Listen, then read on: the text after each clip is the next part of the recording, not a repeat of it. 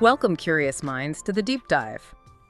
Today, we're embarking on, well, a really extraordinary journey, I think. We're looking at a text that promises to reshape how we think about leadership, about connection, and what it truly means to build bridges in this world we all share.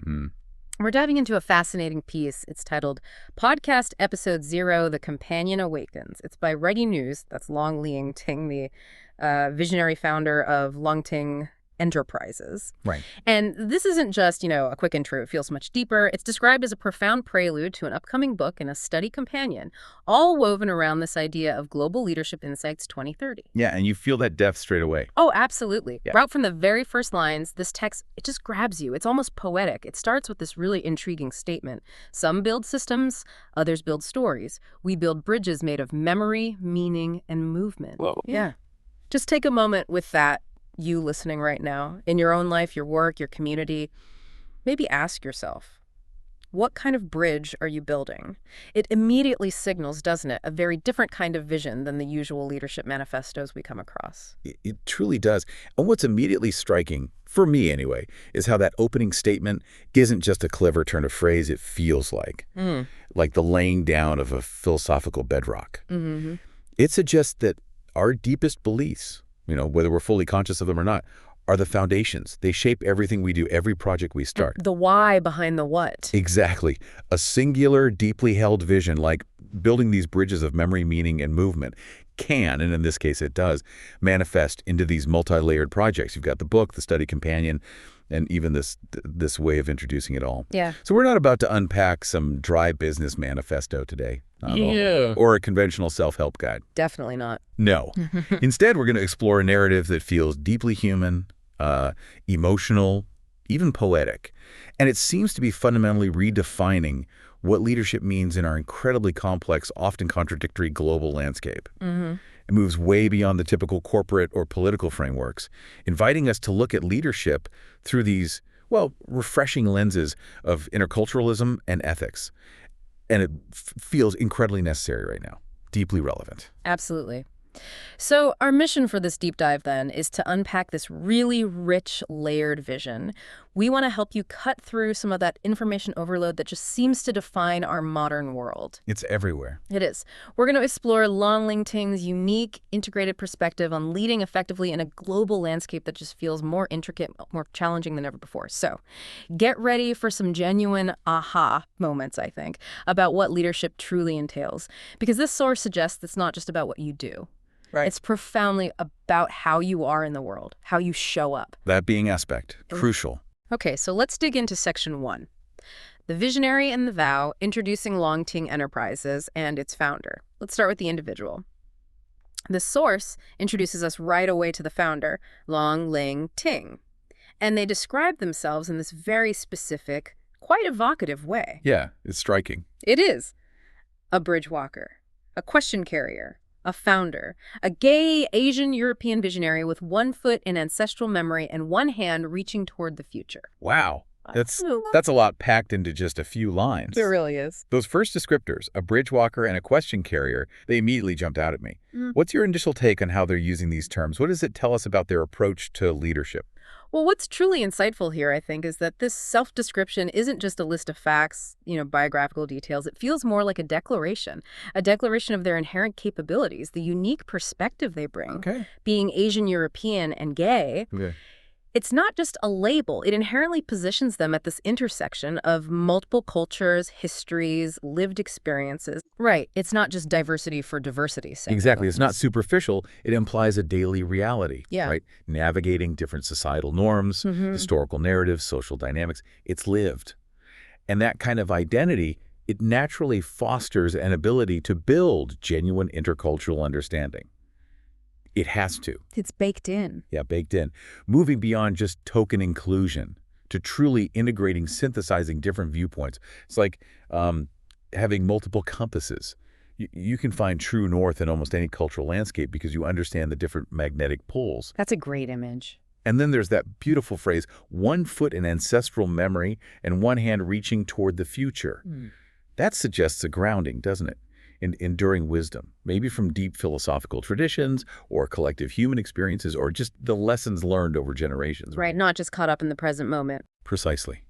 It informs their forward-looking vision, ensuring their approach isn't just about chasing the next shiny trend, but it's rooted in this deep historical consciousness that allows for a more resilient, sustainable, and ethically sound approach to future challenges. It gives it weight. It does. Think of it like building a skyscraper. You don't just build on fresh concrete, right? You build on bedrock that's withstood centuries. The deeper the roots, the higher you can build. Okay. So this intersectional identity becomes this powerful lens for viewing global complexities. It makes that bridge walker role not just a metaphor, but something deeply ingrained in their very being. Someone who intimately understands the journey across diverse terrains. It really paints such a vivid picture of the person behind the vision. You get a sense of who they are, not just their title. So, okay, how does this incredibly personal, deeply rooted foundation, how does that translate into the broader enterprise they've built, Lóng Tíng Enterprises, right, LTE? The source tells us that Lóng Tíng Enterprises, LTE, was founded not as a business alone, but as a promise. That's a striking distinction right off the bat. It really is. You don't hear that often. No. And this promise, it has three core parts. Leadership can be ethical, culture can be more than consumption, and connection is still possible across difference. Powerful tenets. Aren't they? Then there's the motto, which is explicitly called a vow, not marketing fluff. Yeah, they make that point clear. They do. We are connected with your future. Eli win. That just immediately sets LTE apart, doesn't it? From typical corporate entities. It feels incredibly refreshing in its honesty. But okay, let's push on that second point. In a world where culture is so often commodified, packaged, sold, what's the practical difference when LTE says culture can be more than consumption? What does that truly mean for how we interact across cultures, beyond just, being respectful? That's a great question, and it's a truly profound statement they're making. For a business to declare itself fundamentally a promise or a vow, well, that fundamentally shifts its entire operational paradigm. How so? It implies this long-term commitment that goes beyond quarterly earnings reports or, chasing the latest market trend. Okay. It means decisions aren't solely driven by profit motives, but by this unwavering adherence to the deeper pledge, prioritizing integrity, long-term impact. It suggests an inherent responsibility, not just to shareholders, but to the broader human and global context, almost like a doctor's Hippocratic oath, but for business. Interesting comparison. And then we get to that statement. Interculturality is not decoration. It is the foundation. This goes so far beyond just having diverse teams or ticking a cultural awareness box. Right. It's not window dressing. Not at all. It insists that genuine intercultural understanding is the bedrock, the absolute foundation upon which all successful global ventures must be built.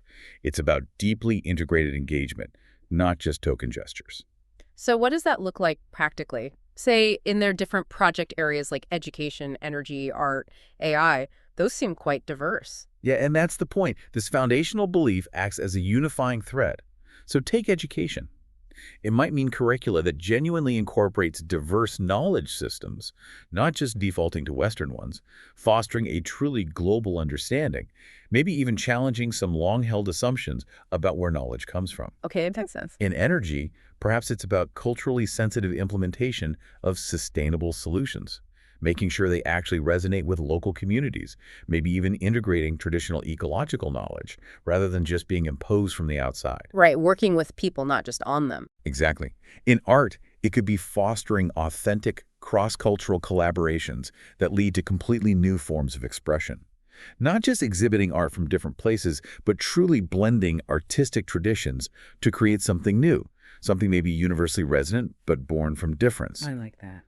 And in AI, which is so critical now, it's about embedding ethical and diverse perspectives into algorithms, right from the very design phase, trying to avoid bias, ensuring equitable outcomes, reflecting a global conscience, not just a dominant one. That's huge. It is. This foundational belief, this vow, suggests this unified ethical thread weaves through every project. Respect for human dignity, global interconnectedness, it's infused from the ground up, shaping every strategic decision. A vow-based model, well, it inherently prioritizes enduring impact and integrity over just quick, fleeting gains. You can really feel the weight of that vow, can't you? A true sense of gravity in their approach. It's such a powerful anchor for everything they do. And this deeply rooted philosophy, then, it logically serves as the bedrock for the book they're talking about. Precisely. It sets the stage perfectly. So let's move into Section 2, The Tapestry of Thought Unpacking Global Leadership Insights 2030, the book. Okay, so we move from the founder's vision and the enterprise's vow to the book itself, Global Leadership Insights 2030. And the source makes it crystal clear what this book is not. Important distinction. Very. It's not a Western theory book, nor is it a checklist of global trends. Instead, it's described really vividly as a tapestry woven from Asia, Africa, Europe, the Americas, Oceania. Global scope right there. Absolutely. But here's where it gets really, really interesting for me. It explicitly states it listens to queer voices, ancestral stories, failed experiments, and futures that haven't yet found words. Wow, expert. Why is it so crucial, do you think, to listen to voices and experiences that are often pushed to the margins or just completely overlooked in traditional leadership narratives? And how does that expand our understanding of what true insight even means? Well, this deliberate rejection of, Western-centric models and just simplistic trend analysis, it's a profound challenge to the conventional leadership paradigms we usually see. Right. Most leadership literature, let's be honest, is steeped in Western business and psychological frameworks. It often presents this singular dominant perspective as if it's universal. True. So by explicitly stating its global reach, spanning all those continents, the book is making a categorical statement about the universality, but also the multifaceted nature of leadership wisdom. Yeah. It's a conscious effort to sort of democratize the sources of knowledge, to say, hey, valuable insights can come from anywhere, from any lived experience. Okay. And the inclusion of queer voices, ancestral stories, and failed experiments, that's particularly radical, I'd argue, and absolutely essential. Traditional narratives often focus on the heroic leader, the unqualified success story. The highlight reel. Exactly, the highlight reel, which can give a really incomplete, often misleading picture. But learning from failed experiments, that's a powerful deviation. It acknowledges that significant insights often emerge not from what went right, but from understanding what didn't work and why. Yeah, we often learn more from mistakes. We do. It provides a more robust, more resilient understanding of leadership. Think about, say, a company launching a product feature. Loads of market research, looks great on paper, then it completely flops in one region. Sure. A traditional approach might just scrap it, move on. But the failed experiment approach, the one LTE seems to advocate, would involve deeply analyzing why it failed. Was it a cultural misunderstanding, a misread of local values? And that could lead to unexpected insights about global adaptation that a success-only mindset would just miss entirely. That makes a lot of sense. And similarly, queer voices and ancestral stories.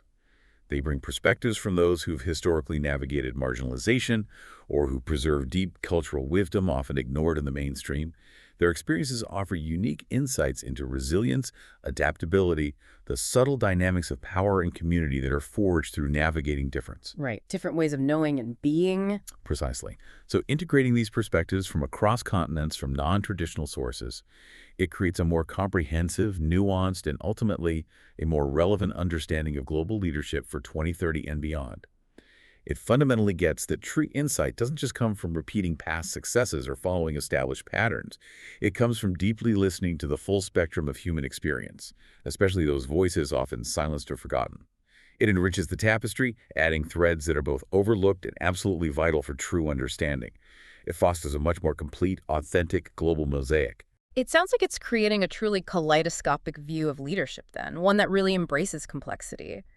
But how does a tapestry like that manage to weave together things that seem quite contrasting, maybe even contradictory, without just becoming a mess, a jumble? That's the art of it, isn't it? Yeah. The source gives us some really evocative examples of these contrasting elements. It says the book carries the poetry of Chinese tea ceremonies and the urgency of digital ethics. What a pairing. Isn't it?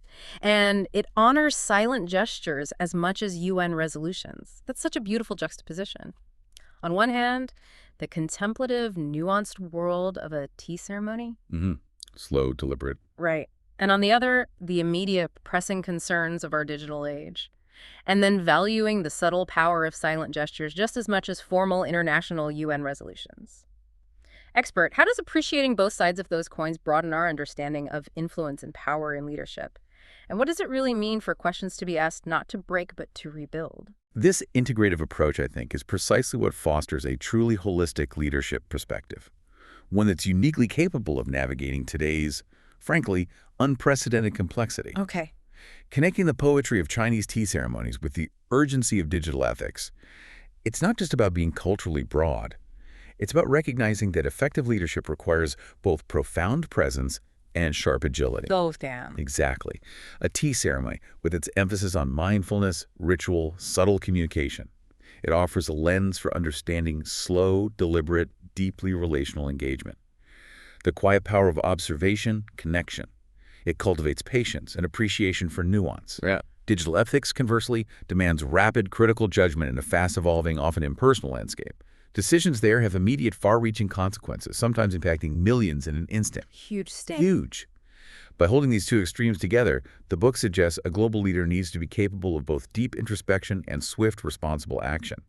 They need to understand the rhythm of both the timeless and the immediate, the personal and the systemic. That's a tall order. It is, and similarly, honoring silent gestures as much as UN resolutions. That underscored the vital idea that influence and power manifest in countless forms, not just the obvious ones. A UN resolution is formal, public, overtly powerful, a big declaration on the global stage. Yeah. But a silent gesture that might convey respect, dissent, understanding, maybe a whole range of meanings, with equal, if not greater, impact in certain contexts, often communicating more effectively than words or policies. Like reading the room. Exactly. Reading the room, reading the subtext. Think of that subtle nod across the table that seals a deal, or a shared glance that conveys trust without a word. This encourages leaders to cultivate a nuanced understanding of communication and influence that goes beyond just formal declarations. It values soft power, attraction, persuasion, cultural empathy, just as much as hard power, coercion, or authority. Okay. And that phrase asks uncomfortable questions not to break, but to rebuild. That's critically important. It signals a profoundly constructive, critical approach. Constructive, not just critical. Yes. It's not about tearing things down just for the sake of it, or sowing chaos. It's about engaging in deep, sometimes unsettling, inquiry to uncover hidden assumptions, unconscious biases, systemic problems, but always with the ultimate goal of fostering renewal and progress. So challenging the status quo, but with a purpose. With a restorative intent. It implies a willingness to confront difficult truths, even personal biases, but always in service of creating something stronger, more equitable, more sustainable, building on foundations, perhaps transforming them rather than just demolishing them. It's a brave, ethical approach. It really is. It's clear this book is designed to make you think differently, look at familiar concepts with fresh eyes, and really engage with the underlying complexities. There's a rich philosophical tapestry, though. It sounds like it needed something more than just static pages. It feels like it calls for interaction. I think you're right. It seems to demand engagement. Which leads us to the philosophy behind it all. We're told this book was woven by Lóng Ting's heart, but it was enabled by a specific Lóng Ting philosophy, a belief in slow space, in soft power, in bridges that do not erase difference but allow it to be held with dignity, with care. Okay, expert. In our hyper-accelerated world, what does slow space even mean, and why is it supposedly essential for leadership? And how does soft power differ from our usual notions of influence? But maybe most crucially, for me anyway, is that concept of bridges that do not erase difference but allow it to be held with dignity, with care. That feels like such a powerful counterpoint to assimilation, or even just tolerance. It feels like something more active. You've hit on the core tenets there. This Lóng Tíng philosophy really is the ethical and practical heart grounding the whole endeavor. It gives it its unique flavor. Let's start with slow space. Okay. In a world obsessed with speed, efficiency, instant gratification, where we're constantly told to accelerate. Slow space is, well, it's almost a radical act, a deliberate cultivation of reflection and depth over just superficiality. Pushing back against the rush. Exactly. For a leader, this means intentionally creating pauses. Pauses for contemplation, for genuine dialogue where people actually listen, for deep listening without interruption, allowing complex ideas to unfold without that pressure for an immediate reaction. Why is that so essential? Because ethical decisions, especially in these global multicultural contexts we're talking about, they require nuanced understanding, historical awareness, emotional intelligence, qualities that just get rushed and diminished in high-speed environments. Slow space is where wisdom can actually form, where ethical dilemmas can be properly weighed, truly understood, where creative solutions can emerge from deep thought, not just quick fixes to surface problems. What, letting something simmer? Precisely. Like a chef letting a complex sauce simmer slowly to develop flavor, rather than boiling it rapidly. The wisdom deepens, the ethical nuances emerge. It's not just about taking a break, it's about intentionally building these pauses into your decision-making process, stepping back, questioning assumptions, allowing insights to surface before reacting. Maybe it's 15 minutes before a critical meeting, or just a silent walk at lunch, specifically to process. Okay, I get that. What about soft power? So soft power, in contrast to hard power, which relies on coercion, military force, economic sanctions, it's influenced through attraction, persuasion, cultural appeal. Leading by example? Partly, yes. It's about drawing others in, inspiring them, building relationships based on shared values and mutual respect, rather than just authority or threat. This aligns perfectly with the intercultural poetic aspects of the book. Connection built through understanding and empathy, not imposition. Yeah. People want to follow because they feel understood, valued, part of something meaningful. Okay. And that last one, the bridges. Holding difference with dignity and care. Ah, yes. This is truly transformative, I think. It's a radical departure from historical models of globalization or cultural exchange that often, implicitly or explicitly, encouraged assimilation, where dominant cultures absorb or diminish others for the sake of perceived unity or efficiency. Making everyone the same. Right. Instead, this philosophy champions genuine pluralism. It recognizes that difference itself is a source of strength, creativity, unique insight. To hold difference with dignity and care means actively preserving, respecting, even celebrating distinct identities, languages, traditions, perspectives, not smoothing them over. So not erasing, but holding. Exactly. Building networks where varied experiences can exist side by side, influencing and enriching each other without one needing to diminish the other. Imagine a beautifully woven rug. Each thread, distinct in color and texture, contributes to the overall beauty without losing its individual identity. That's a powerful image. It is. It's fundamentally about fostering a true mosaic, where each piece retains its unique brilliance while contributing to a larger, more beautiful whole. It's a profound ethical stance against homogenization, towards true global coexistence. Diversity isn't just tolerated, it's valued and actively protected. This philosophical depth is really something. It sets such a high bar. But like we said, even a book so rich in these ideas, it feels like it needed something more interactive. Yeah, something to help people truly engage with these concepts, not just read about them. Which brings us to section 3. From supplement to soul, the study companion's transformative role. So this is where the study companion comes in. And the source describes its evolution in a fascinating way. It apparently began as a supplement, but became a soul, a learning journey, a ceremonial curriculum. From supplement to soul, that's quite a shift. Isn't it? And it's described as a structured, poetic, practice-oriented gateway into the deeper layers of global leadership. It has 10 modules, each one shaped like a doorway. And here's the line that really got me. Not to give you answers, but to give you yourself back. Wow. Yeah. Expert, what does that even mean? For a learning tool to aim to give you yourself back, instead of just providing answers. And what on earth is a ceremonial curriculum? It sounds quite grand, maybe even a bit mystical? Haha. Well, maybe not mystical, but certainly profound. That progression from supplement to soul is absolutely key. A supplement is extra, maybe helpful, but not essential. Right, an add-on. Exactly. A soul implies the very essence, the animating force. Yeah. This transformation signals a shift in how they approach learning. It's not just about disseminating information. It's about profound personal growth, deep internal work, igniting an inner process, not just filling your head with facts. Okay. And the idea of a ceremonial curriculum reinforces this. Yeah. Fundamentally, it just means a learning process designed with a deep sense of intentionality, personal engagement. Think about how ceremonies often mark significant transitions or realizations in life. Rites of passage. Exactly. It elevates the act of learning to something like that. Yeah. Each step is meaningful, purposeful, not just a task to tick off a list. And the modules as doorways? Another powerful metaphor. A doorway isn't the destination, right? It's a threshold you step through to enter a new space, experience something different. So the modules aren't about passively absorbing facts. They're about actively passing into new understanding, new self-awareness. You have to engage to cross the threshold. You bring your whole self to it. Okay. And that line, not to give you answers, but to give you yourself back, that's central. Right. It signifies that true leadership development isn't about memorizing external models or theories, or just adopting someone else's framework. It's internal work. Yes, it's about cultivating inner wisdom, ethical clarity, self-awareness, Yeah. stripping away the external noise, maybe societal conditioning, to reveal your authentic self, your deepest values, your unique contribution. It's a journey of self-discovery, where the external knowledge from the book becomes a mirror for internal reflection. It fosters a transformation that's deeply personal, embodied. It's not just what you know, but how you become, how you reconnect with your deepest purpose and potential as a leader, maybe unlocking capacities you didn't even realize you had. That distinction, seeking answers externally versus finding yourself internally, that feels really important.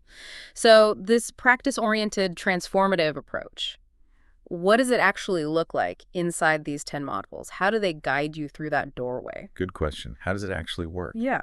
Our source goes into some detail about the structure of each module, and it sounds so different from a typical textbook chapter. It says each module begins with quiet, a poetic introduction rooted in global rhythm. Starting with quiet. Correct. Then it opens into knowledge from the book, from lived practice, case studies, reflections, ethical provocations, group tasks, personal rituals. Starting with quiet and a poetic introduction feels genuinely unique. How do things like personal rituals and group tasks actively engage the learner in this deep, transformative way? And crucially, they state, leadership for us is not just cognitive, it's embodied, it's relational, it's historical. That's a huge expansion beyond just intellectual understanding, isn't it? It absolutely is. The design of each module sounds like a masterclass in holistic learning.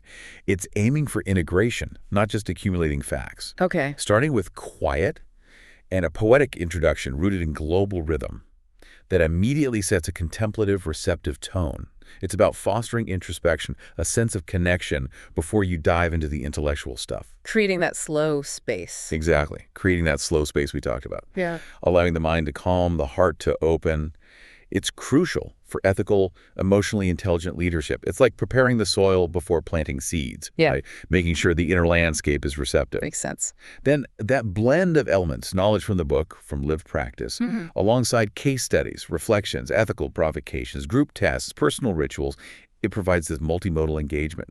It integrates theory with practical application and deep personal growth. So hitting it from different angles. Precisely. Case studies, ground concepts in the real world, allow for practical problem solving in complex situations. Reflections encourage individual processing, internalization, critical self-assessment, building that self-awareness muscle. Ethical provocations push you to grapple with moral dilemmas, articulate your own values, foster critical ethical reasoning vital in a world full of gray areas.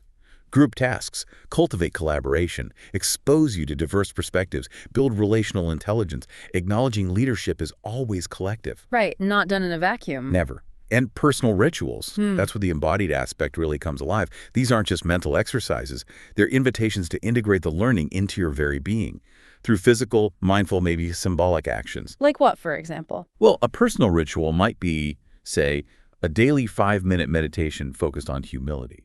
Or maybe a weekly journaling practice exploring a specific ethical challenge from the module.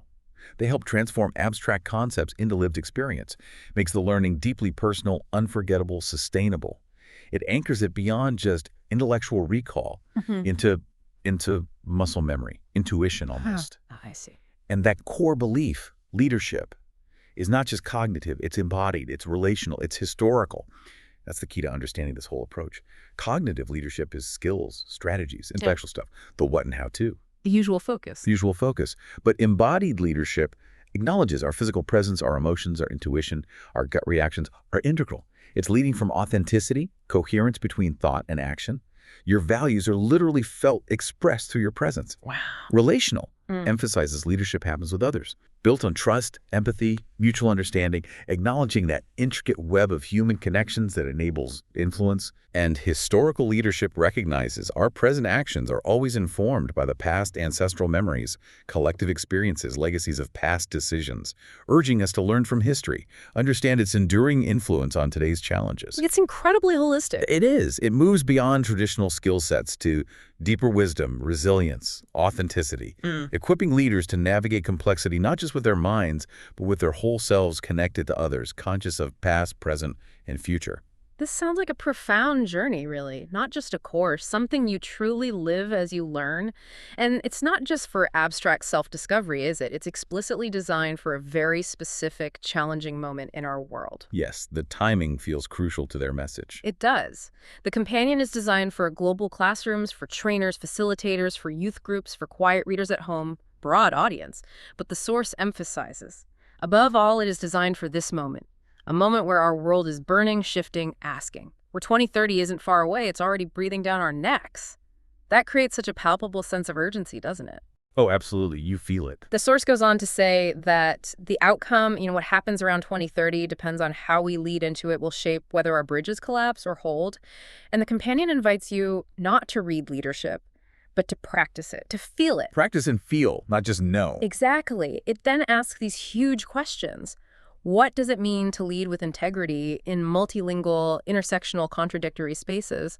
What does it mean to lead in a time of AI and war, of hope and grief, of climate collapse and soul hunger? Expert? That's a powerful call to action.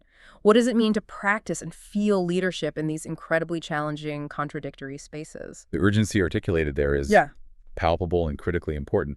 That reference to 2030 breathing down our necks positions this moment as a decisive threshold for humanity. It's not theoretical. It's about the immediate, tangible future. The stakes are high. Incredibly high. It suggests the leadership decisions made now will profoundly impact the trajectory of global challenges. Will we build resilient futures or succumb to existing pressures? The companion is presented not as just a passive learning tool, but as an active intervention, developing the kind of leadership needed to navigate this precarious decade to ensure our collective future. So how do practicing and feeling fit in? Well, to practice and feel leadership, especially in those multilingual, intersectional, contradictory spaces, it's a direct response to the inadequacy of purely intellectual or prescriptive models in a world defined by complexity and flux. Okay. To practice leadership means engaging in experiential learning, applying concepts in real or simulated scenarios, continuously refining your approach through action and feedback, developing muscle memory for ethical decision-making, agile problem-solving, cross-cultural communication, moving beyond theory into applied wisdom. Like learning to ride a bike. Exactly like learning to ride a bike. You don't just read the manual. You get on, you pedal, maybe you fall, you adjust until it becomes intuitive. Right. And to feel it. To feel leadership means cultivating empathy, intuition, emotional resilience. The capacities needed to genuinely connect with diverse people, understand the emotional landscape of conflict, sustain yourself through intense challenge and maybe personal sacrifice. It's leading from a place of deep human understanding, recognizing the emotional weight of decisions. It's about the heart as much as the head. Absolutely. And that list of global challenges, AI and war, hope and grief, climate collapse, and soul hunger, it's not just a laundry list. It highlights the profound contradictions, the existential stakes of our time, incredible tech advances alongside devastating conflicts, environmental destruction fueling this deep human yearning for meaning, connection. But holding those opposites. Yes. Leading effectively through that maelstrom demands integrity, adaptability, the capacity to hold multiple, often opposing realities simultaneously without being overwhelmed. The companion aims to foster this kind of nuanced decision-making, moving beyond simplistic quick fixes to equip leaders with the wisdom and emotional fortitude to act ethically, compassionately amidst chaos. The outcome, like the source says, is whether our bridges collapse or hold, a direct reference back to LTE's core mission. It emphasizes the tangible, profound impact of this transformed leadership on the very fabric of our shared future. These are definitely not light questions. They highlight just how much is truly at stake, puts the urgent in urgency for sure. But even with such a comprehensive book and companion, the source suggests there was a third vital element needed to complete this interconnected ecosystem. Ah yes, the third thread. Exactly, which brings us to section 4. The third thread, this podcast is a walking partner. And here we are. This deep dive, in fact, is part of what the source calls the third thread. A voice, a breath, a walking partner. A walking partner, I like that. Me too. It explicitly promises it won't lecture you, it won't entertain you, it will walk with you. Through the questions, through the contradictions, through the rituals of becoming. That really reframes our expectations of a podcast, doesn't it? It does. Sets a different tone. It feels deeply personal, facilitative, not just delivering information or trying to amuse you. And the promise that You'll hear from the book, you'll feel the companion, you'll meet real people, real dilemmas, and also real grace. That offers such a tangible, relatable human element to this complex subject. That concept of the podcast as a walking partner, it aligns perfectly with the embodied and practice-oriented nature of the companion we were just talking about. How so? Well, it acknowledges that the journey of leadership development isn't solitary, nor is it some linear path with a fixed endpoint. A walking partner offers companionship, shares the burden, gives different perspectives, encourages you to keep moving through tough terrain, adapting as the path unfolds. Right, you figure it out together. Exactly. And by explicitly saying it won't lecture you, it won't entertain you, the podcast sets itself apart from traditional educational or media formats. It's a deliberate rejection of passive consumption. It invites you, the listener, into an active, ongoing process of inquiry and transformation. Participation over just reception. Engaging with the material, not just receiving it. Okay. And by focusing on walking through questions, contradictions, and rituals of becoming, the podcast acts as this continuous, dynamic space for ongoing learning and personal transformation. It recognizes that in complex global leadership, there are rarely easy answers. Just a constant process of grappling with ambiguities, evolving your understanding. It's about normalizing the discomfort of uncertainty, providing a space to process it collectively, learning to sit with complexity. And the real people dilemmas grace part. That brings the abstract concepts right down to earth, makes them relatable. Real dilemmas provide practical context, ethical challenges, showing the messy reality of leadership, while real grace, that suggests moments of unexpected insight, profound human connection, maybe positive outcomes arising even amidst difficulties. Those surprising moments of beauty or understanding in complex situations. It elevates the discourse beyond just problem solving to a more soulful engagement with the human condition and leadership, validating both the struggles and the potential for profound breakthroughs. It's not just what you learn, but how you grow and evolve with the material, embracing the journey. So it's not just about what you learn, but how you grow and evolve with the material kind of in real time. This whole ecosystem, the book, the companion, this podcast, it seems founded on a really key belief about what truly matters in leadership. Yes, there's a core principle running through it all. This is such a powerful statement from the source, I think, and one that can really shift our perspective. Because at Lóng Tíng, we don't believe in models. We believe in moments. Moments that shape how we show up as leaders, lovers, listeners, learners. Okay, for you listening right now, just pause on that. What's the fundamental difference between a model and a moment in this context? Expert, why would LTE prioritize the latter? It sounds so human, less prescriptive than what we often hear in leadership training. That distinction between models and moments, it's maybe one of the most profound philosophical statements in the whole text. It offers a really radical shift in how we approach leadership development. How so? Rigid models, while they provide structure, maybe a sense of predictability, they can be incredibly limiting in complex, dynamic, unpredictable environments. Like the real world. Exactly like the real world. Models often presuppose fixed conditions, a predictable sequence of actions. That just doesn't hold true today. Things are fluid, constantly changing. Adhering strictly to a model can sometimes blind a leader to the unique nuances of a situation, or stifle adaptive responses. You end up with rigid, ineffective leadership that fails to respond to what's actually happening.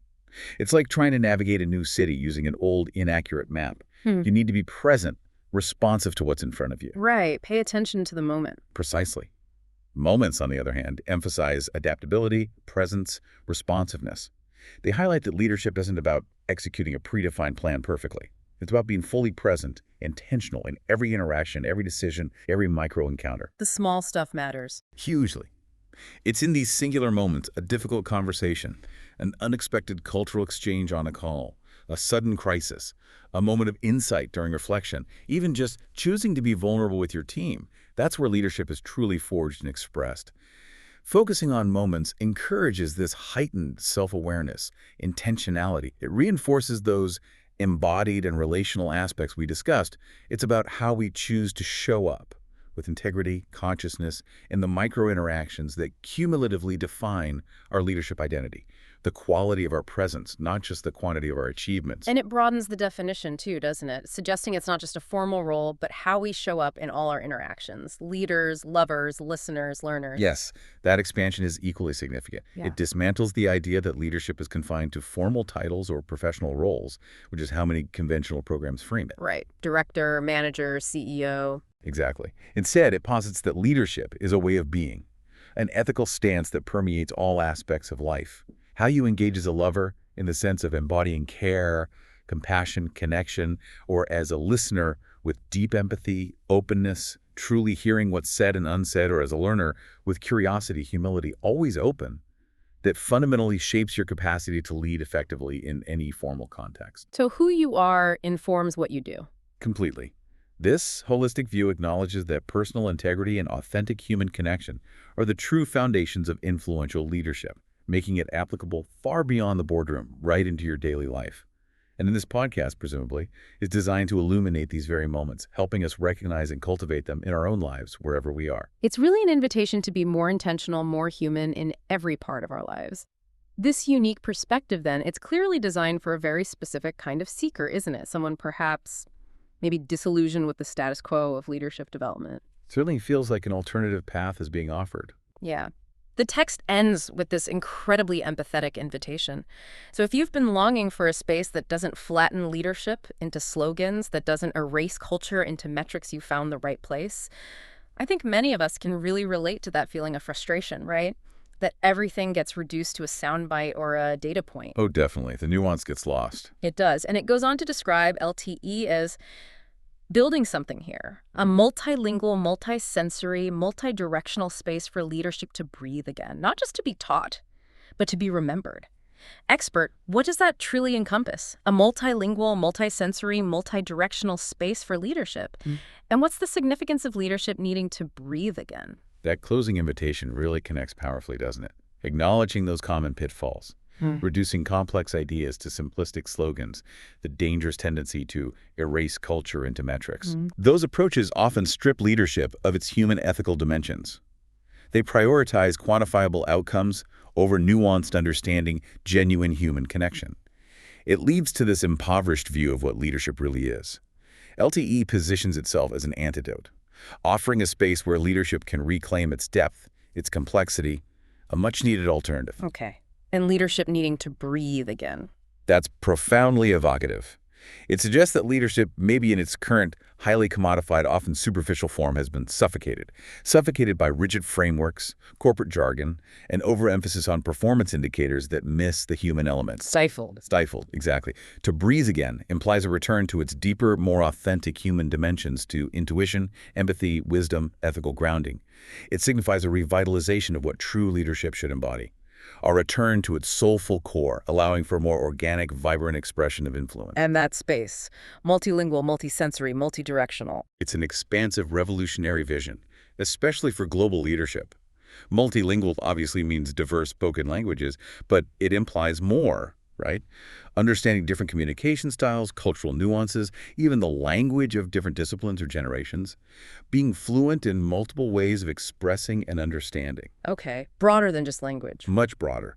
Multisensory suggests engaging with leadership not just intellectually, but through all senses. Experiencing it, feeling it, recognizing patterns beyond just data, embracing those embodied aspects of knowing.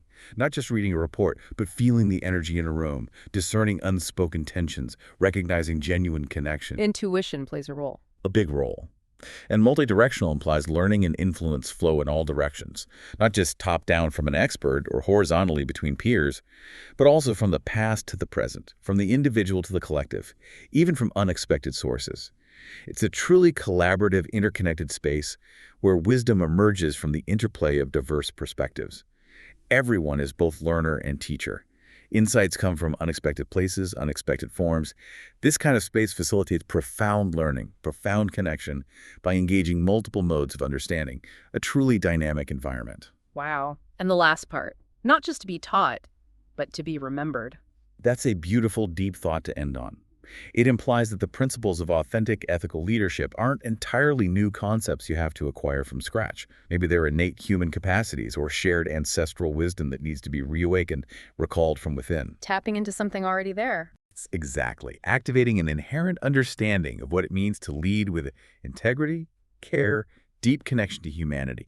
Tapping into universal truths that resonate deep within us.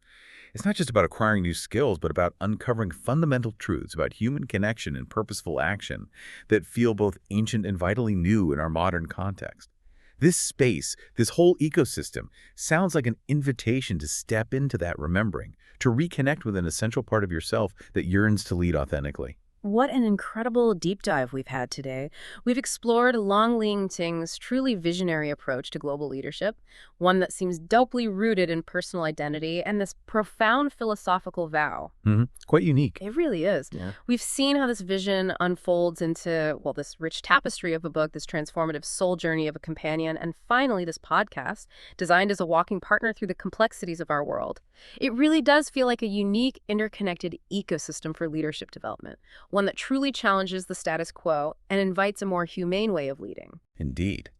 This deep dive has shown us how leadership can be reimagined, hasn't it? As an ethical, embodied, culturally sensitive practice moving far beyond conventional definitions. It's a powerful reminder of that profound interplay between personal identity, philosophical grounding, and practical application in creating meaningful change. Yeah. That commitment to slow space, soft power, and holding difference with dignity and care, they aren't just abstract ideas. They feel like actionable principles for anyone seeking to lead with greater integrity and impact in our interconnected world, helping us navigate towards, hopefully, a more resilient, equitable, and humane future. Absolutely. As we conclude today, I want to return to those really profound closing lines from the source material. It tells us, "The companion is alive. The book is almost here. The podcast is only beginning. And you are the missing voice in the circle." That's quite the closing thought. So, for you, listening right now, what does it truly mean for you to be the missing voice in the circle? What responsibility, or maybe more importantly, what incredible opportunity does that imply for your own leadership journey, whether that's personal, professional, in your community?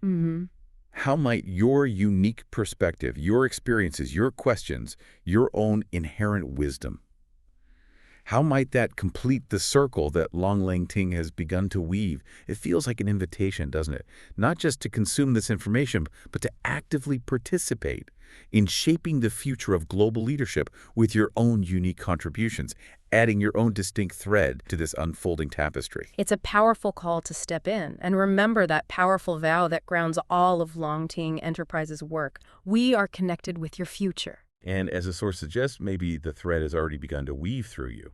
So consider how you will contribute to the bridges being built, how you will step into your own capacity to lead. Remembering that your voice, your actions, your presence, they really are the missing piece that completes this vital circle, bringing it to life in your own unique way.